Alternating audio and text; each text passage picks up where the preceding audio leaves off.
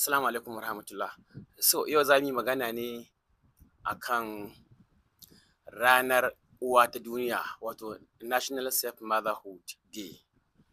Ranar uwa ta ƙasa kai, tunda national muka ce. So about 4.5 million women and children die every year. Miliyan 4.500 yara da uwa.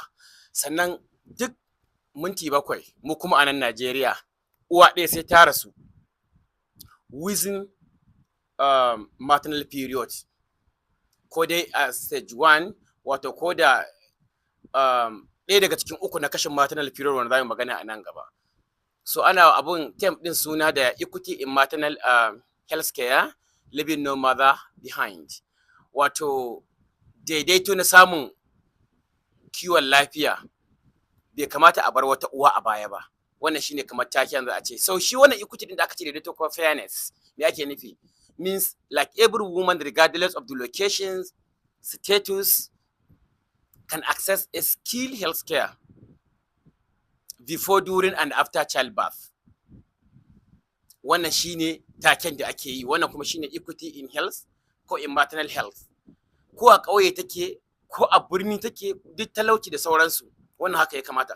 Kuma wannan mace-macen da aka ce na 4.5 million na yara, na uwa da kuma yara ƙanana da ake samu a duniya, da ake samu duk minti 7 a samu ɗaya ta rasu a Najeriya. Duk minti 7 fa a kalli wannan number, a ce maka miliyan 4.500 mata mutuwa kuma ake yi din.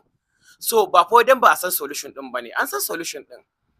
The issue is because life saving interventions din ko solution da ake da shi, like ba a kaiwa wayannan iyayen that need it most.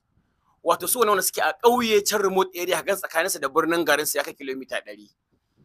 Saboda challenges na distance, poverty ko weak na system din, ba ma'aikatan lafiya a asibitin su, irin can remote health posts din da sauransu.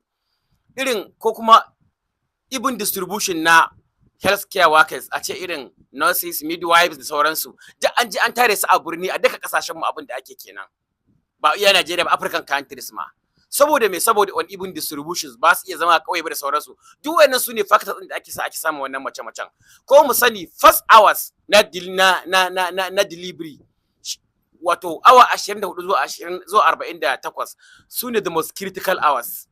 Saboda anan aka samun mace-mace akan kowanne category. Ma da category guda 3 zamu magana akai, categorization kenan na maternal period.